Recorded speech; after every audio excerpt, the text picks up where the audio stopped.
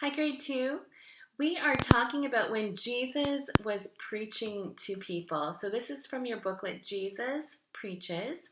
And the last lesson we talked about was the Sabbath and how God set aside a special day each week for us to rest, and what that means. And you drew some pictures about what your family normally does on a Sabbath and how you celebrate that.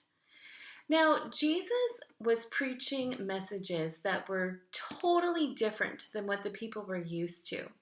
The people were used to hearing all about rules, laws, all the things that they could not do.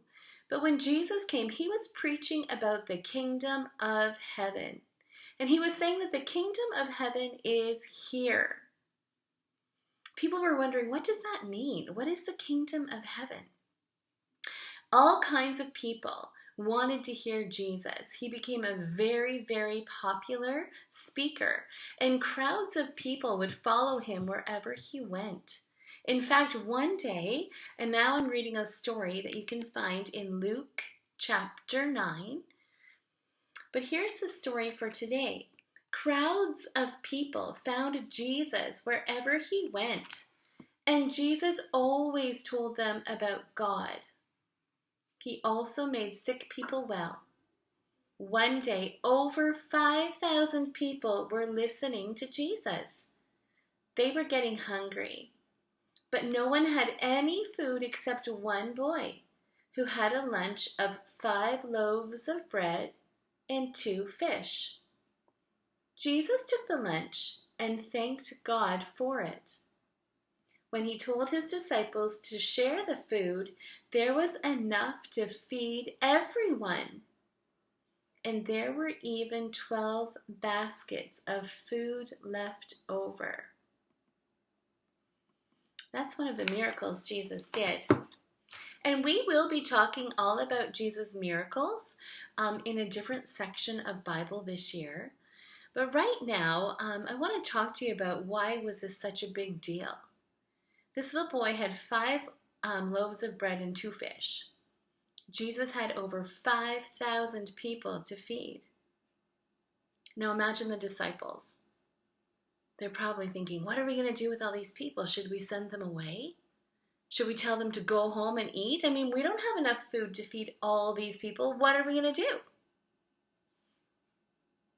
Well, Jesus took care of it, didn't he? But did you notice Jesus first thanked God?